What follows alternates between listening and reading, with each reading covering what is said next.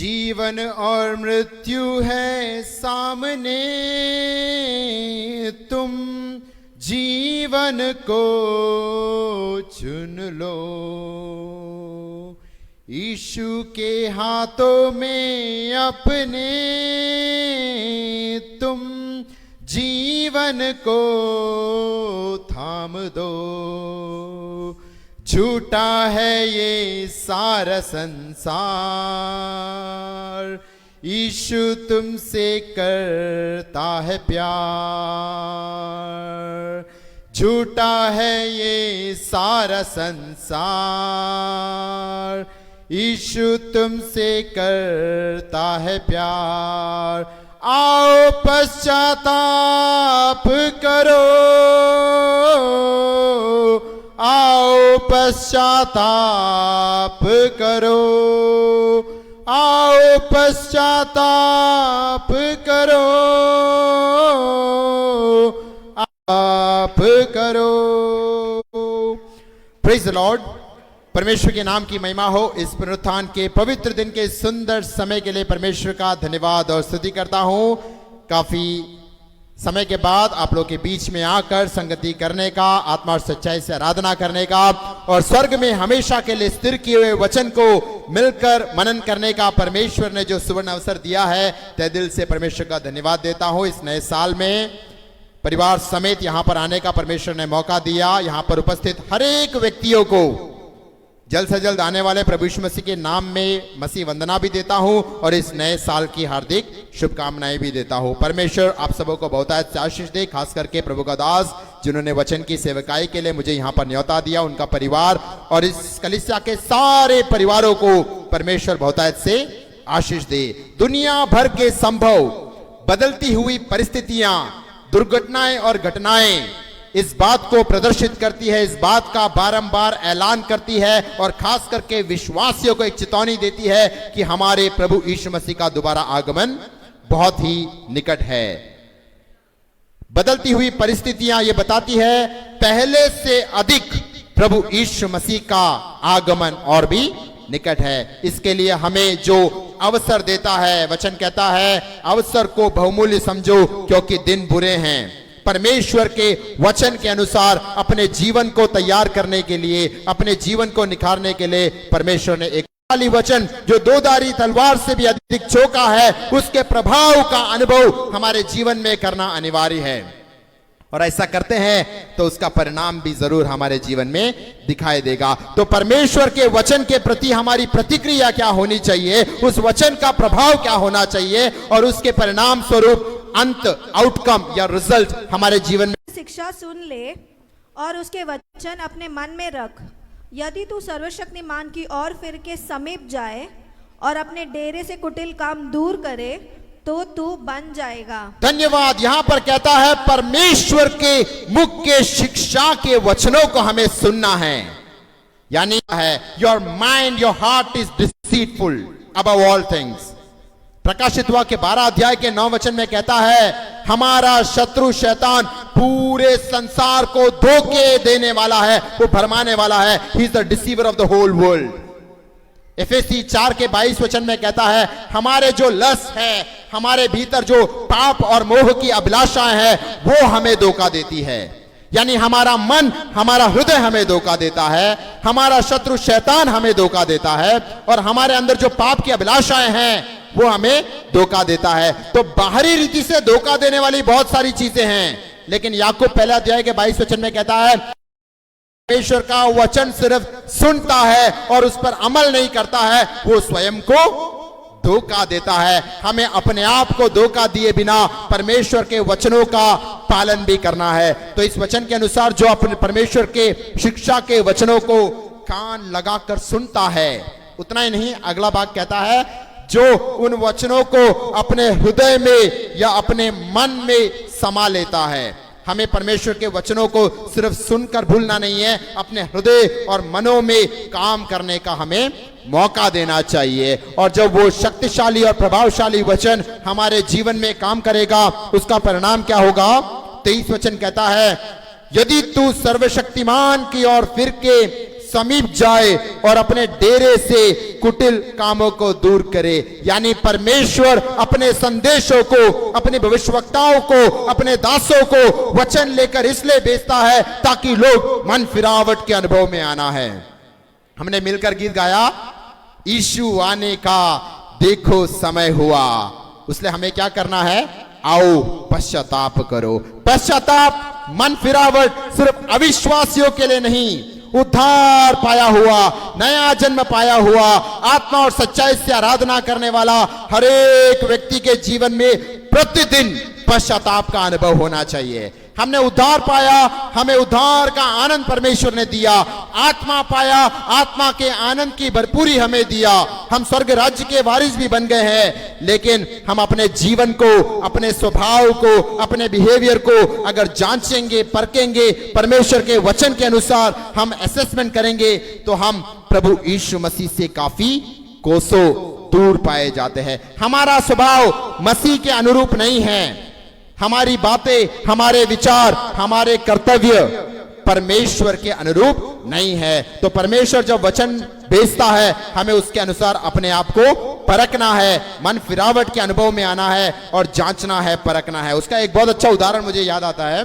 अभी गर्मी का मौसम शुरुआत होने वाला है, हम लोग ठंडा पानी वगैरह पीते हैं। ग्लास में अगर पानी भरकर एक बर्फ का टुकड़ा डालते हैं, साधारण रीति से अगर आप उस ग्लास को परखोगे तो उसका जो 90% बर्फ है वो पानी के अंदर होता है और 10% ही बाहर दिखाई देता है। हम जब उद्धार के अनुभव में आते हैं, हमारे अंदर पाप भरा अवस्था में है। परमेश्वर हमने पाप क्षमा किया, हमें उद्धार के अनुभव में लाया, लेकिन प्रतिदिन हम जब पश्चाताप करते हैं, उस बर्फ को जब आप थोड़ा सा तोड़ोगे तो थोड़ा और बर्फ ऊपर आएगा, कल तोड़ो और तोड़ोगे, थोड़ा और बर्फ ऊपर आएगा। तो प्रतिदिन हम जब पश्चाताप के अनुभव में जाएंगे तो हमारे पाप की बातों को पवित्र आत्मा उजागर करते रहेगा। हम जब पश्चाताप और मन फिरेंगे, हमारे सारे पापों से धोकर प्रभु यीशु मसीह हमें शुद्ध करेगा। और जैसा जैसा प्रभु का दिन आता है, हम प्रभु के समान बनते जाएंगे। उसने पहले यूहन्ना 3 अध्याय के 2 और 3 वचन में यूहन्ना कहता है, जब प्रभु यीशु मसीह का बादलों में आगमन होगा तो हम प्रभु यीशु मसीह जैसा है हम उसे देखेंगे। उतना ही नहीं, हम यीशु मसीह के समान हो जाएंगे। आज हम यीशु मसीह के समान नहीं हैं, हम यीशु मसीह के स्वभाव से कोसों दूर है, लेकिन प्रतिदिन मन फिरावट का, पश्चाताप का, रिपेंटेंस के अनुभव में हम बढ़ेंगे तो हम प्रभु यीशु मसीह के उस दिव्य स्वभाव में बढ़ोतरी प्राप्त करेंगे। तो यहां पर कहता है, जो परमेश्वर के शिक्षा के वचनों को कान लगाकर सुनता है, जो परमेश्वर के वचनों को अपने हृदय और मनों में समाता है, जो परमेश्वर की ओर मन फिरते हुए परमेश्वर के समीप जाता है, उतना ही नहीं, अपने जो घर में या अपने परिवार में, अपने व्यक्तिगत जीवन से कुटिलता की बातों को दूर करता है, पाप की बातों को दूर करता है, उसको मन फिरावट के अनुभव में परमेश्वर के समीप जाना है। तब परमेश्वर क्या करेगा? जो सारे आशीषों का श्रोता है, सारे ब्लेसिंग्स का सोर्स है, आपको आशीष करेगा, आपको आत्मिक, आर्थिक और भौतिक रीति से आशीष करेगा। और उसका अंतिम परिणाम होगा कि आपके जीवन में एक आत्मिक उन्नति नजर आएगा। थोड़े समय के मनन के लिए लूका रचित सुसमाचार उसके 13 अध्याय का 1 से 9 वचनों को हम पढ़ेंगे। लूका रचित सुसमाचार 13 अध्याय का 1 से 9 वचनों को कोई ऊंची आवाज में पढ़े। उस समय कुछ लोग आ पहुंचे और उससे उन गलीलियों की चर्चा करने लगे जिनका लहू पिलातुस ने उन्हीं के बलिदानों के साथ मिलाया था। ये सुन उसने उनसे उत्तर में ये कहा, क्या तुम समझते हो कि ये गलीली और सब गलीलियों से अधिक पापी थे कि उन पर ऐसी विपत्ति पड़ी? मैं तुमसे कहता हूँ कि नहीं, परंतु तुम मन ना फिराओगे तो तुम सब भी इसी रीति से नष्ट होगे। या क्या तुम समझते हो कि वे 18 जन कि ये भूमि को भी क्यों रोके रहे? उसने उसको उत्तर दिया, हे स्वामी, इसे इस वर्ष और रहने दे कि मैं उसके चारों ओर खोद कर खाद डालूं। यदि आगे को फल तो भला, नहीं तो उसे काट डालना। धन्यवाद। इस अनोखे वचन के भाग में प्रभु यीशु मसीह हमारे आत्मिक जीवन के, हमारे विश्वासी जीवन के, हमारे क्रिस्तीय जीवन के एक बुनियादी सिद्धांत की बात को प्रकट करता है। हमने सुना जैसे हमें हर दिन पश्चाताप के अनुभव में बढ़ना है, हर दिन मन फिरावट के अनुभव में बढ़ना है। जो व्यक्ति मृत्यु धारण करता है, वचन के अनुसार वो कभी स्वर्ग राज्य का वारिस नहीं बन सकता। लेकिन जो पाप से मन फिर नजर आना चाहिए, मत्ती 3 अध्याय के 8 वचन में प्रभु यीशु मसीह का मार्ग तैयार करने के लिए जिस भविष्यवक्ता को, जिस प्रभु के दास को परमेश्वर ने नियुक्त किया, जॉन द बैप्टिस्ट, बपतिस्मा देने वाले यूहन्ना ने मत्ती 3 के 2 में कहा, स्वर्ग राज्य निकट है, इसलिए तुम मन फिरो। और उसी अध्याय के 8 वचन में कहता है, सिर्फ मन फिरना काफी नहीं है, मन फिरावट के अनुरूप एक फल तुम्हारे जीवन में नजर आना चाहिए। Fruit in line with your repentance, fruit in accordance with your repentance. यानी एक विश्वासी जब पश्चाताप करता है, मन फिरावट के अनुभव में आता है, परमेश्वर क्या चाहता है, उसके जीवन में मन फिरावट का फल दिखना चाहिए। जब एक पेड़ है, उसका रूट शायद लोगों को दिखाई नहीं देता है, उसकी जो जड़ें मिट्टी के नीचे होती है, वचन में हमें जड़ प्राप्त करना है। लेकिन जब हम सही में मन फिरावट के अनुभव में आएंगे तो रूट या जड़ कोई देख नहीं पाएगा, लेकिन फ्रूट देखकर परमेश्वर के नाम की महिमा करेगा।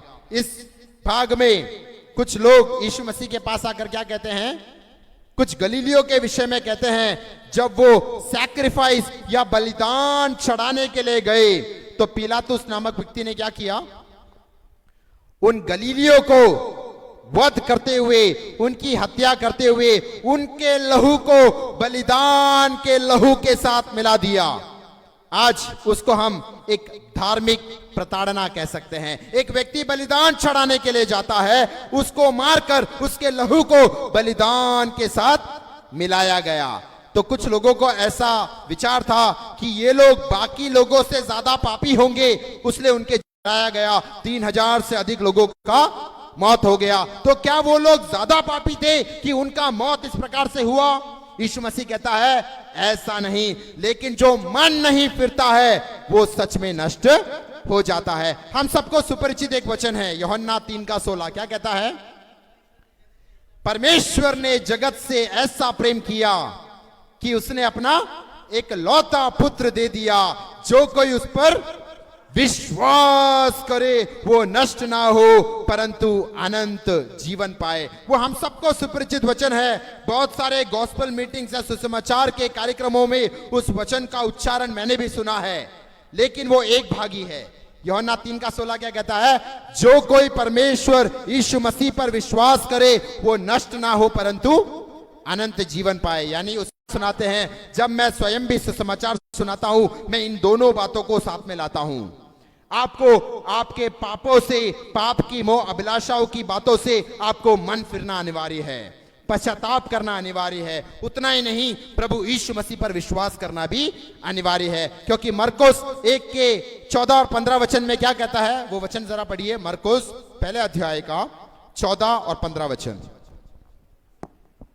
यूहन्ना के पकड़वाए जाने के बाद यीशु ने गलील में आकर परमेश्वर के राज्य का सुसमाचार प्रचार किया और कहा, समय पूरा हुआ है और परमेश्वर का राज्य निकट आ गया है, मन फिराओ और सुसमाचार पर विश्वास करो। स्वर्ग राज्य का सुसमाचार जब यीशु मसीह ने सुनाया, ये 2 बिंदुओं को साथ में लाते हुए क्या कहता है, तुम्हें मन फिरना है और प्रभु यीशु मसीह पर विश्वास करना है। यूहन्ना 3 का 16 के अनुसार तुम्हें विश्वास भी करना है। लूक 13 का 3 और 5 के अनुसार तुम्हें पश्चाताप भी करना है। हमें हमारा जीवन परख कर देखना है। हमने उद्धार पाया, नया जन्म पाया, हमने पश्चाताप करके, विश्वास करके उद्धार के अनुभव में आया है, लेकिन वहां पर समाप्त नहीं होता है। जैसे यहां पर हमने एक उदाहरण सुना, एक किंडरगार्टन या नर्सरी के बच्चे को थोड़ी सी शिक्षा मिलती है, 5वीं या 10वीं में जब जाता है उसको और अधिक शिक्षा मिलती है। वैसे ही हमें विश्वास में बढ़ोतरी प्राप्त करना है।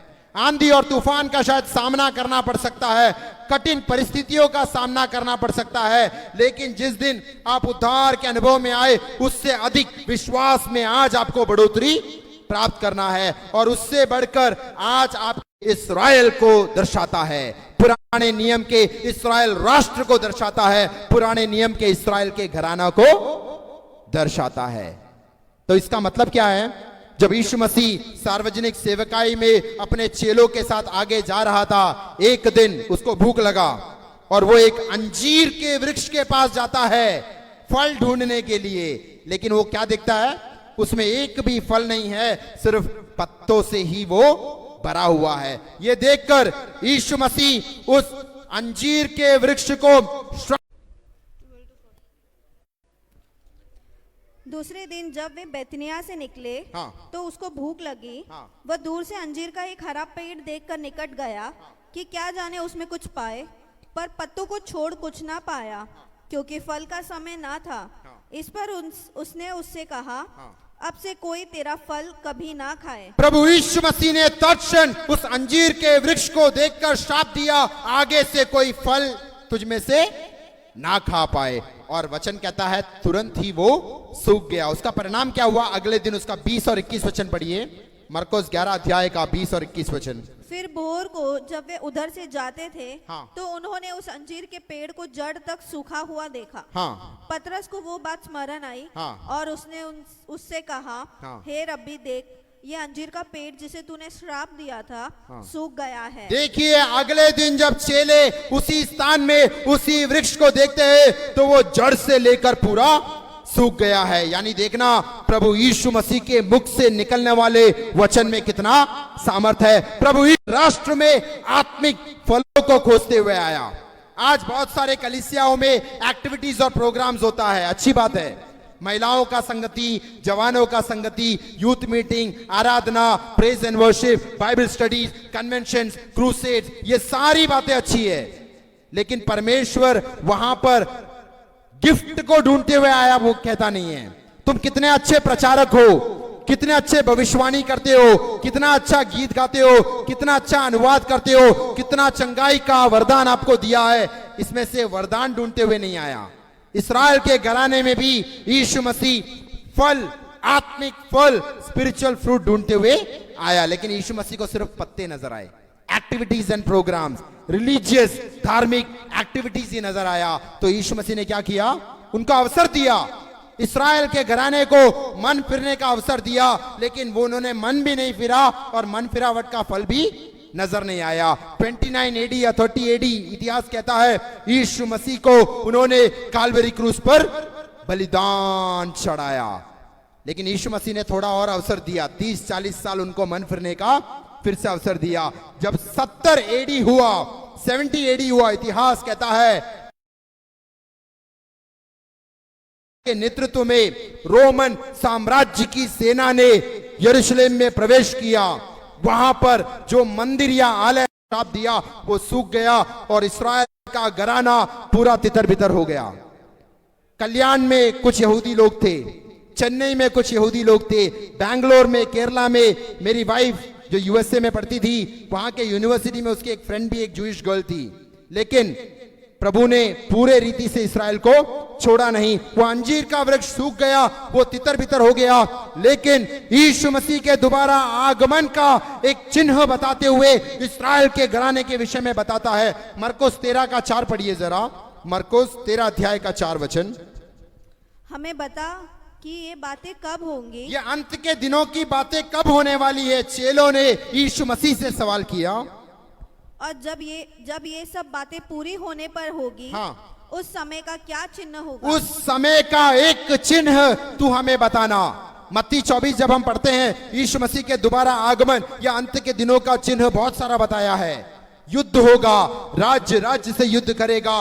यहां पर यीशु मसीह से जब चेलों ने पूछा व्हाट इज दिस साइन, एक चिन्ह बताओ जो अंत के दिनों को दर्शाता, उसके जवाब में यीशु मसीह क्या बोलता है? तुम अंजीर के वृक्ष के दृष्टांत से सीखो। Learn from the parable of the fig tree.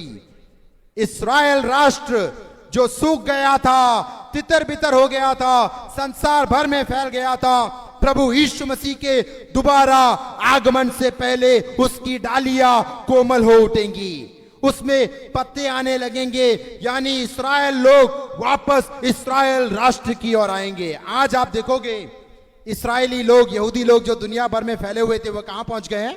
वापस यरूशलेम या इस्राएल की ओर पहुंच गए हैं। 1947 में हमारा भारतवर्ष आजाद हुआ। ठीक उसके अगले साल 1948 में 1948 में वर्ल्ड के मानचित्र में, मैप में इस्राएल राष्ट्र का पुनर्जन्म हुआ और 1967 में यरूशलेम पर उन्होंने कब्जा किया। ये सब बात जब हम इस वचन का अध्ययन करते हैं, परमेश्वर का आत्मा हमसे भी सवाल करता है। लूका 13 अध्याय का 6 और 7 वचन पढ़िए। लूका 13 अध्याय का 6 और 7। फिर उसने ये दृष्टांत भी कहा, हाँ। किसी के अंगूर की बारी में एक अंजीर का पेड़ लगा हुआ था। वह उसमें फल ढूंढने आया, परंतु ना पाया। तब उसने बारी के रखवाले से कहा, देख 3 वर्ष से मैं इस अंजीर के पेड़ में फल ढूंढने आता हूँ। 3 साल से मैं इस अंजीर के वृक्ष में फल ढूंढते हुए आ रहा हूं। यानी एक रीति से कह सकते हैं यीशु मसीह 3-3.5 साल का सार्वजनिक सेवकाई किया। जब वो इस्राएल के घराने में गया, वहां पर वो फल ढूंढने की चेष्टा किया, लेकिन वो फल नजर नहीं आया, इसलिए उसने श्राप दिया और वो अंजीर का वृक्ष सूख गया। जब आज हम इस वचन को पढ़ते हैं, 3 साल हमारे जीवन के 3 कालखंड को दर्शाता है। आयु के अनुसार देखेंगे, यहां पर छोटे छोटे बच्चे भी हैं, जवान लोग भी हैं और बुढ़ापे में जो गए हुए लोग भी हैं। यानी याद रखना, आपके बचपन में परमेश्वर आपसे फल चाहता है, आपके जवानी में परमेश्वर आपसे फल चाहता है। आप बूढ़े हो गए होंगे, लेकिन फिर भी परमेश्वर आपसे फल चाहता है। लेकिन आत्मिक रीति से वो क्या है? 1 यूहन्ना 2 अध्याय का 12 से 14 वचन जरा पढ़िए। 1 यूहन्ना 2 अध्याय का 12 से 14 वचन में हमारे आत्मिक जीवन के 3 स्तरों को वहां पर प्रकट करता है। 3 stages of our spiritual life वहां पर यूहन्ना बताता है। 1 यूहन्ना 2 अध्याय का 12 से 14 वचन। हे बालको, हाँ। मैं तुम्हें इसलिए लिखता हूँ हाँ। कि उसके नाम से तुम्हारे पाप क्षमा हुए हैं। हाँ। हे पितरों, हाँ। मैं तुम्हें इसलिए लिखता हूँ कि जो आदि से है तुम उसे जानते हो। हे जवानों, मैं तुम्हें इसलिए लिखता हूँ कि तुमने उस दुष्ट पर जय पाई है। हे लड़कों, मैंने तुम्हें इसलिए लिखा है कि तुम पिता को जान गए हो।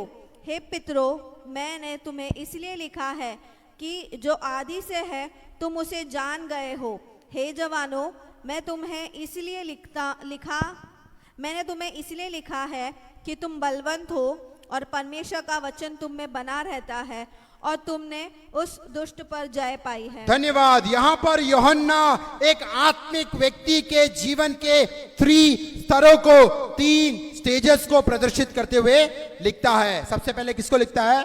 बालकों को। आत्मिक बालकों का वचन वास करता है, इसलिए तुमने शत्रु शैतान पर जय प्राप्त किया है। तो हो सकता है यहां पर कोई आत्मिक जवानी की अवस्था में भी रहेगा, लेकिन उससे भी आगे बढ़कर आत्मिक पिता के अनुभव में, आत्मिक माता के अनुभव में स्पिरिचुअल फादर बनते हुए बढ़ना है। यानी सिर्फ कुछ पाने के लिए, चंगाई, छुटकारा, वचन पाने वाला नहीं, दूसरों को देने वाला बनना है, दूसरों को सहायता करने वाला, दूसरों को स्पिरिचुअली आत्मिक रीति से मदद करने वाला बनना चाहिए। प्रेरितों के काम 20 के 35 में यीशु मसीह ने क्या कहा? लेने से ज्यादा देना उत्तम है। It is more blessed to give than to receive. यानी जब आप रिसीव करते हो, पाते हो, आपको आशीष मिलता है। आप वचन पाते हो, चंगाई पाते हो, छुटकारा पाते हो, परमेश्वर आपको आशीष देता है। लेकिन आप में से कितने लोग ग्रेटर ब्लेसिंग पाना चाहते हैं? कितने लोग बहुतायत से आशीष पाना चाहते हैं? तो देना सीखो। एक वचन काफी है। एक व्यक्ति को उत्तेजना दो, एक हारा हुआ व्यक्ति को वचन के द्वारा एनकरेजमेंट दो। आपके लिए बहुत लोगों ने प्रार्थना किया, आपको आशीष मिला, आप दूसरों को प्रार्थना करो।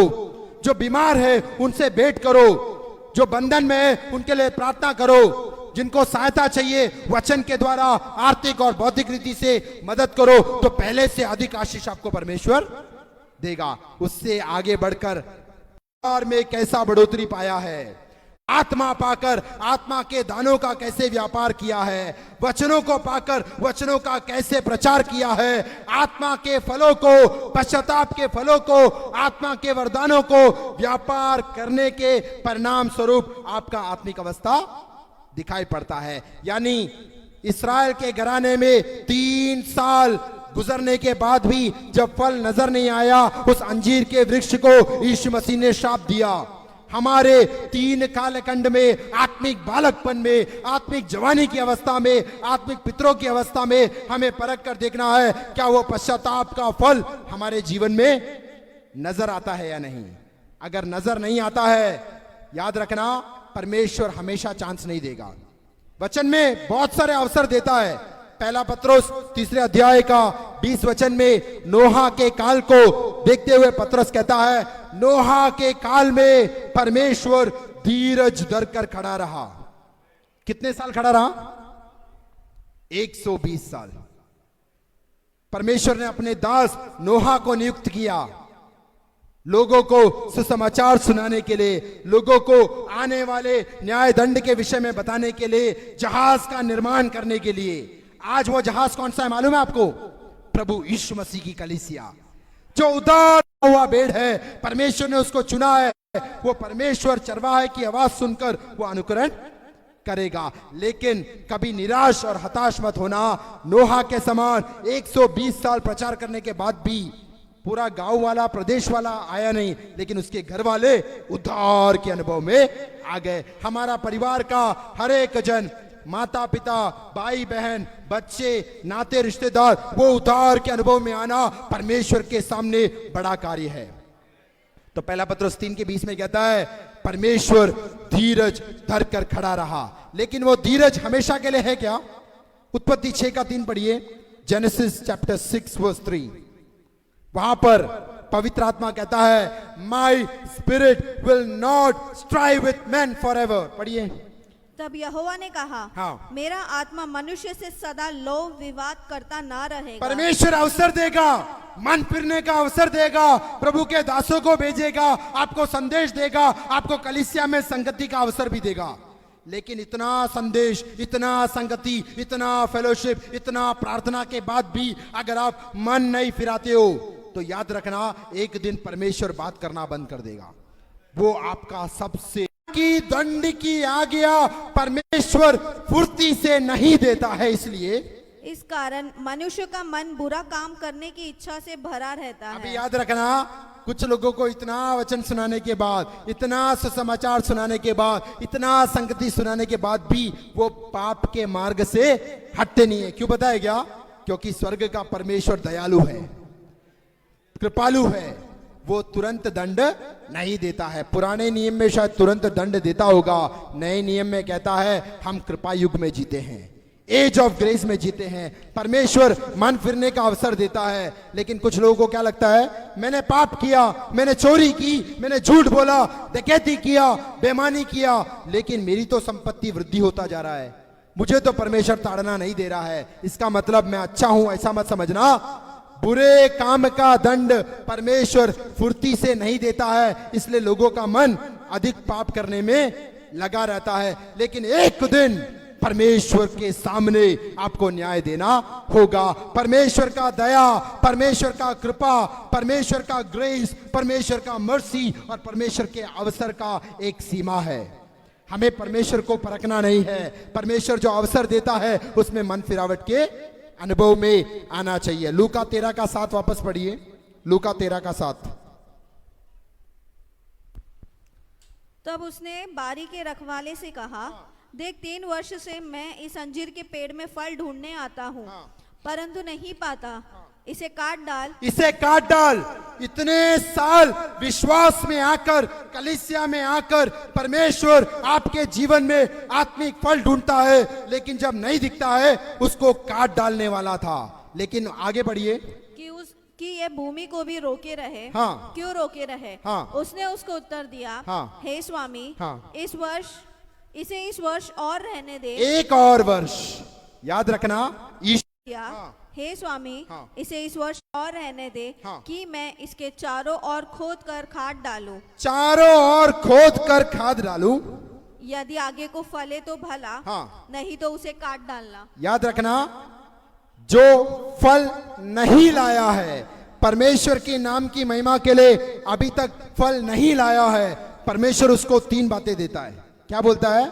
उसको खोद कर खाद डाल के देता है। उसके अलावा हम पेड़ में क्या लगाते हैं? पानी डालते हैं, राइट? तो खाद भी देगा, जल भी देगा और अवसर भी देगा। जब परमेश्वर जल किसको दर्शाता है? भौतिक और आर्थिक जरूरतों को पूरा करके उससे बढ़कर आशीष भी उंडेला। आपके काम को आशीष दिया, आपके व्यापार बिजनेस को आशीष दिया, आपके बच्चों की पढ़ाई को आशीष दिया, आपको अच्छा घर रहने का इलाका भी दिया। ये मत सोचना कि मैं बड़ा माहिर हूं इसलिए परमेश्वर ने ये दिया है। ये वचन क्या कहता है? जो पेड़ अभी तक फल नहीं लाया है वो और अधिक फल लाने के लिए परमेश्वर उसको अवसर देता है, परमेश्वर उसको खाद देता है, परमेश्वर उसको जल देता है। तो जो परमेश्वर ने अवसर दिए हैं, जो खाद या आशीष दिया है, कामकाज में बढ़ोतरी दिया है, उसमें कभी अहंकार मत करना। अभी तक तुम फल नहीं लाए हो इसलिए फल लाने हेतु यह आशीष परमेश्वर ने दिया है। परमेश्वर जो छुटकारा और चंगाई के काम करते हैं, हम हर दिन हर हफ्ते हम बहुत सारे बीमारों के लिए प्रार्थना करते होंगे, जो आर्थिक संकट में है, कामकाज में तकलीफ में है, परिवार में मनमुटाव की बातें हैं, उन सब के लिए हम लोग प्रार्थना करते हैं। और हमारा विश्वास क्या है? परमेश्वर एक बड़ा छुटकारा भेजेगा, बड़ा चमत्कार करेगा, बड़ा मिराकल या अद्भुत काम करेगा। लेकिन यह अद्भुत काम, चंगाई, छुटकारा, आशीष, बढ़ोतरी देने के पीछे परमेश्वर का इच्छा क्या है? उस वचन को हम पढ़ेंगे। मत्ती रचित सुसमाचार 11 अध्याय का 20 से 26 वचन पढ़िए। मत्ती रचित सुसमाचार 11 अध्याय का 20 से 26 वचन। Gospel of Matthew chapter 11 versus 20 to 26। तब वह उन नगरों को उल्हाना देने लगा जिनमें उसने बहुत से सामर्थ्य के काम किए थे, क्योंकि उन्होंने अपना मन नहीं फिराया था। हाय खुराजिन, हाय बेतसैदा, जो सामर्थ्य के काम तुम में किए गए, यदि वे सूर और सैदा में किए जाते तो टाट ओढ़कर और राख में बैठकर वे कब के मन फिरा लेते। परंतु मैं तुमसे कहता हूँ कि न्याय के दिन तुम्हारी दशा से सूर और सैदा की दशा अधिक सहने योग्य होगी। हे कफरनहूम, क्या तू स्वर्ग तक ऊंचा किया जाएगा? तू तो अधलोक तक नीचे जाएगा। जो सामर्थ्य के काम तुझ में किए गए हैं, यदि सदोम में किए जाते तो वह आज तक बना रहता। पर मैं तुझसे कहता हूँ कि तू न्याय के दिन तेरी दशा से सदोम की दशा अधिक सहने योग्य होगी। उन विश्वासियों को, उन कलीसियाओं को, उन नगरों को, उन लोगों को उलाहना देने लगा जिनके जीवन में सबसे ज्यादा अद्भुत काम किए हैं। हम गवाही देते हैं परमेश्वर ने हमें पापी दुनिया से छुटकारा देकर कलीसिया में लेकर आया, हमें चंगाइयां दिया, हमें छुटकारा दिया, आत्मिक, आर्थिक और भौतिक आशीषों से हमें तृप्त किया। हमारे जीवन में अद्भुत काम, छुटकारा, मिराकल्स, बहुत सारे काम किए हैं। लेकिन यहां पर वचन कहता है ऐसे विश्वासियों, ऐसे नगरों को देखकर यीशु मसीह उलाहना देने लगा। क्यों पता है क्या? उसका रीजन भी वहां पर दिया है, क्योंकि उन्होंने मन नहीं फिरा। यानी विश्वासी परिवार, विश्वासी प्रभु का दास, विश्वासी बेटा, विश्वासी बेटी, तेरे जीवन में परमेश्वर बड़े बड़े काम किया है, आगे भी करेगा। छुटकारा दिया है, छुटकारा आगे भी करेगा। अद्भुत आशीष और मिराकल्स अभी किया है, आगे भी करेगा। लेकिन उसके पीछे परमेश्वर का योजना क्या है? तेरे जीवन में एक मन फिराव का अनुभव होना चाहिए। अगर मन फिराव का अनुभव नहीं है, कोराइजिन, बेतसैदा, कफरनहूम, अगर तेरे जीवन में जो छुटकारा किया है वो दूसरों के जीवन में किया रहता, पापियों के जीवन में किया रहता, वो कब का मन फिरते थे। यानी विश्वासियों और अविश्वासियों का तुलना करते हुए कहता है एक दिन आप सबको परमेश्वर के न्याय सिंहासन के सामने खड़े होकर अपने जीवन का हिसाब देना है। विश्वासियों को वार्निंग और चेतावनी देते हुए कहता है अविश्वासी लोगों का दंड तुमसे कम होगा, क्योंकि जिसको ज्यादा दिया गया है उससे ज्यादा पूछा जाएगा। आपको वचन दिया है, वचन का प्रकाशन दिया है, चंगाई, छुटकारा, आशीष दिया है, उसके अनुसार आपके जीवन में मन फिराव होना चाहिए और मन फिरावट के अनुसार एक फल भी होना चाहिए। क्योंकि अगर मन नहीं फिराओगे, वो जो कोराइजिन है, वो जो बत्सैदा है, वो जो कफरनहूम है, एक जमाने में परमेश्वर ने बहुत सारे चमत्कार वहां पर किए हैं, लेकिन आज परमेश्वर ने वो चमत्कार करना बंद कर दिया क्योंकि वो मन नहीं फिरे। और जब प्रभु यीशु मसीह बेतसैदा नामक जगह पर एक अंधे को चंगा करने के लिए जाता है, उस वचन को जल्दी पढ़िए, मरकुस 8 अध्याय का 22 से 26 वचन। मरकुस 8 अध्याय का 22 से 26 वचन पढ़िए। वे बेतसैदा में आए हाँ। और लोग एक अंधे को उसके पास ले आए। बेतसैदा नामक जगह जहां परमेश्वर ने बहुत चमत्कार किए थे, लेकिन अभी चमत्कार बंद हो गया। क्यों? क्योंकि उन्होंने मन नहीं फिरा। वहां पर यीशु मसीह के पास एक अंधे को लेके आते हैं और उससे विनती की हाँ। कि उसको छुए। हाँ। वह उस अंधे का हाथ पकड़कर हाँ। उसे गांव के बाहर ले गए। क्या यीशु मसीह कलीसिया के भीतर, उस नगर के भीतर बेतसैदा में उस अंधे को चंगा नहीं कर सकता था? यीशु मसीह ने क्या किया? उसका हाथ पकड़कर बाहर उसको ले नगर के बाहर लेकर आया। आगे पढ़िए। और उसकी आंखों में थूक कर उस पर हाथ रखे हाँ। और उससे पूछा, क्या तू कुछ देखता है? उसने आंख उठाकर कहा, मैं मनुष्य को देखता हूँ, वे मुझे चलते हुए पेड़ों जैसे दिखाई देते हैं। हाँ। तब उसने दोबारा उसकी आंखों पर हाथ रखे हाँ। और अंधे ने ध्यान से देखा। हाँ। वह चंगा हो गया हाँ। और सब कुछ साफ साफ देखने लगा। हाँ। उसने उसे ये कहकर घर भेजा, उस गांव के भीतर पाँव भी ना रखना। उस गांव के भीतर तू पाँव भी, बेतसैदा जहां पर वो अंधा व्यक्ति था, उसका हाथ पकड़कर वहां से बाहर लेकर आकर यीशु मसीह ने उसको चंगाई दिया। और अंत में क्या कहा? आज की भाषा में बोलूं क्या? उस विश्वासी के पास वापस मत जाना, उस कलीसिया में वापस मत जाना। क्यों पता है क्या? एक जमाने में वहां पर बहुत चमत्कार, बहुत चंगाई, बहुत छुटकारा होता था, लेकिन उन्होंने मन नहीं फिरा। इसके लिए तू चंगाई पाया है, वापस वो पश्चाताप नहीं करने वाले लोगों के संगत में मत जाना। तो हमें परमेश्वर ने आशीष दिया है, चंगाई दिया है, छुटकारा दिया है पश्चाताप करने के लिए। और पश्चाताप का क्या संदेश था? मत्ती 4 का 17, स्वर्ग राज्य निकट है, इसलिए तुम मन फिरो। लूका 24 का 47 वचन में अपने चेलों को पास बुलाकर यीशु मसीह ने क्या कहा? यरूशलेम से लेकर सारे जातियों में तुम पश्चाताप, मन फिरावट और पाप क्षमा का संदेश बताना है। और पेंतिकोस्त के दिन आपको पता है ना, पवित्र आत्मा जब उतरा, आत्मा का सामर्थ पाया, आत्मा के दान और वरदान पाए, पत्रोस का सबसे पहला संदेश क्या था? वो वचन को पढ़िए, एक्ट्स चैप्टर 2 वर्स 38, प्रेरितों के काम 2 अध्याय का 38 वचन पढ़िए।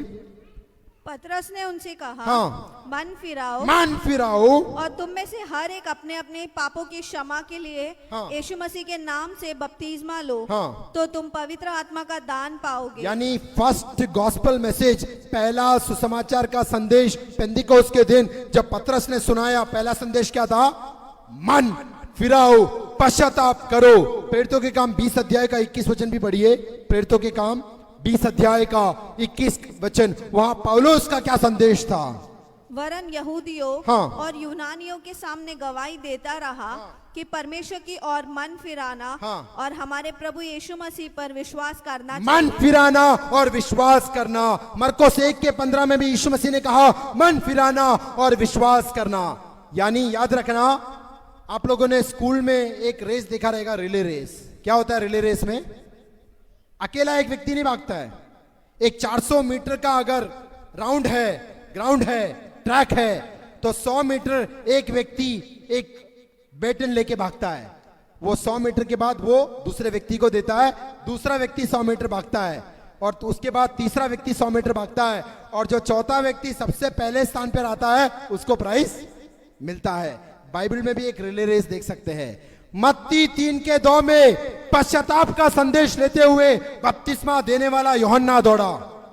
जब वो जेल के अंदर आया, वो बेटन यीशु मसीह ने अपने हाथ में लिया और वही पश्चाताप का संदेश सुनाते हुए आगे गया। जब यीशु मसीह का स्वर्गारोहण हो रहा था, अपने चेलों को पास बुलाकर लूका 24 के 47 में कहा, यरूशलेम से लेकर अंतिम छोर तक पश्चाताप का संदेश तुम्हें सुनाना है। पत्रोस ने पेंतिकोस्त के दिन वो बेटन हाथ में लेकर पश्चाताप का संदेश सुनाया। पौलुस ने प्रेरितों के काम 20 अध्याय के 21 वचन में पश्चाताप का संदेश सुनाया। यूहन्ना जो प्रभु यीशु मसीह का चेला था, प्रकाशित वाक्य 2 और 3 अध्याय में 7 में से 5 कलीसियाओं को जब संदेश लिखता है, विश्वासियों को कहता है तुम्हें मन फिरना है। तो 2000 साल पहले बपतिस्मा देने वाले यूहन्ना, प्रभु यीशु मसीह के चेले पत्रोस, याकूब, यूहन्ना, पौलुस का वो संदेश रिले रेस के थ्रू आज मेरे और आपके हाथ में आया है। क्या आज इन अंत के दिनों में वो पश्चाताप का संदेश हम सुनाते हैं? सुसमाचार में वो मन फिरावट का संदेश क्या हम सुनाते हैं? अगर नहीं करते हैं तो हम अपना जिम्मेवारी पूरा नहीं करते हैं। अंत में संक्षिप्त में बताना चाहता हूं, मन फिरते तो बहुत सारे लोग हैं, पश्चाताप तो बहुत सारे लोग करते हैं, लेकिन पश्चाताप के अनुसार फल हमारे जीवन में नजर आना चाहिए। जल्दी हम उस वचनों को पढ़ेंगे। लूका रचित सुसमाचार 3 अध्याय का 8 से 14 वचन पढ़िए। लूका 3 अध्याय का 8 से 14। लाओ और अपने अपने मन में यह ना सोचो कि हमारा पिता अब्राहम है, क्योंकि मैं तुमसे कहता हूँ हो और उसके साथ जिसके पास नहीं है हाँ। बांट ले, जिसके पास ज्यादा कपड़ा है, जिसको जो नंगा है उसको देना है। आगे बढ़िए। जिसके पास भोजन हो हाँ। वह भी वैसा आप ही भोजन खा के तृप्त होते होंगे, लेकिन कंगालों को, गरीबों को, जिनके पास कुछ नहीं है, वो आपको देना है। आगे बढ़िए। महसूल लेने वाले भी बपतिस्मा लेने आए हाँ। और उससे पूछा, हाँ। हे गुरु हम हाँ। क्या करें? हाँ। उसने उससे कहा, जो तुम्हारे लिए ठहराया गया है उससे अधिक ना ले। जो तुम्हारे लिए ठहराया गया है, आप व्यापार करते होंगे, आप जॉब करते होंगे, आपका सैलरी परमेश्वर ने कंपनी के द्वारा नियुक्त किया है। आपको बिजनेस में कितना प्रॉफिट कमाना है, परमेश्वर ने नियुक्त किया है। उससे अधिक बेईमानी से कमाने की कोशिश मत करना। ये फल नजर आना चाहिए। जिनके पास नहीं है, वो कपड़े होगा, भोजन होगा, वचन होगा, वो आपको देना है। जितना अपने मन में यूहन्ना के विषय में विचार कर रहे थे हाँ। कि क्या यही मसीह तो नहीं है? हाँ। तो यूहन्ना ने उन सबसे कहा, हाँ। मैं तो तुम्हें पानी से बपतिस्मा देता हूँ, हाँ। परंतु वह आने वाला है हाँ। जो मुझसे शक्तिमान है, हाँ। मैं तो इस योग्य भी नहीं कि उसके जूतों का बंद खोल सकूं। हाँ। वह तुम्हें पवित्र आत्मा और आग से बपतिस्मा पवित्र आत्मा और आग से नया नियम का दूसरा वायदा, प्रॉमिस, प्रतिज्ञा मैं नहीं दूंगा, मेरे से एक महान यीशु मसीह तुम्हें देगा। लेकिन उससे पहले क्या करना पड़ेगा? आपको पश्चाताप करना पड़ेगा। पश्चाताप का फल जो यहां पर पड़ा है, वो आपके जीवन में दिखाई देना पड़ेगा। और कुछ और फलों को बता के मैं समाप्त करना चाहता हूं। मरकुस 6 अध्याय का 14 और 15 वचन में यीशु मसीह ने क्या कहा? अगर तुम दूसरों के पापों को, अपराधों को क्षमा करते हो, तो पिता परमेश्वर तुम्हारे पापों को भी क्षमा करेगा। लेकिन तुम बड़े विश्वासी होंगे, तुम बड़े प्रभु के दास होंगे, लेकिन अगर तुम दूसरों के पापों को क्षमा नहीं करते हो, तो पिता परमेश्वर भी तुम्हारे पापों को, यानी पाप क्षमा पाने के लिए सिर्फ परमेश्वर से प्रार्थना करने की जरूरत नहीं है, दूसरों को क्षमा करना जरूरी है। और कैसे क्षमा करना है? कोलोसी 3:13 में पौलुस कहता है, जैसा यीशु मसीह ने मेरे पापों को क्षमा किया, मेरे असंख्य अनगिनत पापों को क्षमा किया, उसी मसीह प्रेम में मुझे दूसरों के अपराधों को क्षमा करना है। तो क्षमा करना एक पश्चाताप का फल है। प्रेरितों के काम 19 का 19 वचन जल्दी पढ़िए। प्रेरितों के काम 19 अध्याय का 19 वचन। प्रेरितों के काम 19 अध्याय का 19 वचन। जादू करने वालों में से हाँ। बहुतों ने अपनी अपनी पोथियां इकट्ठी करके हाँ। सबके सामने जला दी। हाँ। और जब उनका दाम जोड़ा गया हाँ। तो 50,000 चांदी के सिक्कों के बराबर निकला। देखो, सही मायने में एक पश्चाताप का फल हमारे जीवन में नजर आता है। अंत में जक्कई के विषय में आपने सुना रहेगा। जक्कई कैसा व्यक्ति था? एकदम बेईमान व्यक्ति था, चुंगी लेने वालों का सरदार था। आज जो इनकम टैक्स ऑफिसर है, उसके पदवी में वो व्यक्ति था। वो औरों से गलत रीति से, बेईमानी से पैसा लेता था। लेकिन उसको एक समय पता चला कि यीशु मसीह एक जगह से होकर जा रहा है। वो नाटा व्यक्ति था। नाटे व्यक्ति को भागते हुए देखा आपने? मॉर्निंग वॉक में, इवनिंग वॉक में, जॉगिंग करते हुए अच्छा खासा व्यक्ति भागेगा तो सब लोग देखेंगे, एक नाटा व्यक्ति भागेगा तो एक फुटबॉल ऐसा भाग रहा है ऐसा लगेगा। लेकिन वो यीशु मसीह के सफर में, उस मार्ग में आगे भागकर पेड़ पर चढ़कर बैठ गया यीशु मसीह को देखने हेतु। वो वचन पढ़िए जरा, लूका 19 का 8 से पढ़िए, 8, 9, 10 वचन। जक्कई ने खड़े होकर प्रभु से कहा, हाँ। हे प्रभु देख, हाँ। मैं अपनी आधी संपत्ति कंगालों को देता हूँ। प्रभु यीशु मसीह ने कोई प्रचार किया क्या वहां पर? कोई सुसमाचार सुनाया क्या? जब प्रभु यीशु मसीह का स्पर्श जक्कई के जीवन में हुआ, जो चोरी करता था, बेईमानी करता था, बेईमानी से दूसरों के पैसे ऐंठता था, उसके जीवन में जब यीशु मसीह का स्पर्श हुआ, वो क्या गवाही देता है? मैं अपनी आधी संपत्ति कंगालों को दे दूंगा, और जिससे भी गलत रीति से पैसा लिया है उसको उतना पैसा दूंगा, ऐसा बोलता है क्या? उसे 4 गुना, क्योंकि ना वो बड़ा गिनती रखने वाला बंदा था।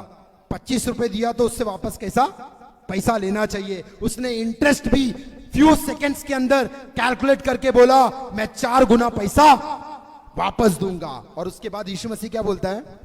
तब यीशु ने उससे कहा, हाँ। आज इस घर में उद्धार आया आज इस घर में उद्धार आया है। उसने मन फिरा, विश्वास किया, कलीसिया में आया, ऑफरिंग दिया, प्रार्थना किया, वो कुछ नहीं बताया। लेकिन जब उसने धन के विषय में एक निर्णय लिया, पश्चाताप किया, मन फिराया, आधी संपत्ति कंगालों को देने का निर्णय किया, गलत रीति से कमाए हुए पैसे को 4 गुना लौटाने का निर्णय लिया, तो जीसस ने क्या कहा? The salvation has come to this home today. उद्धार आज इस घर में आया है। अंतिम वचन पढ़िए, 10 वचन। क्योंकि मनुष्य का पुत्र हाँ। खोए हुओं को ढूंढने हाँ। और उनका उद्धार करने आया है। खोए हुओं को ढूंढने और उद्धार करने को आया है।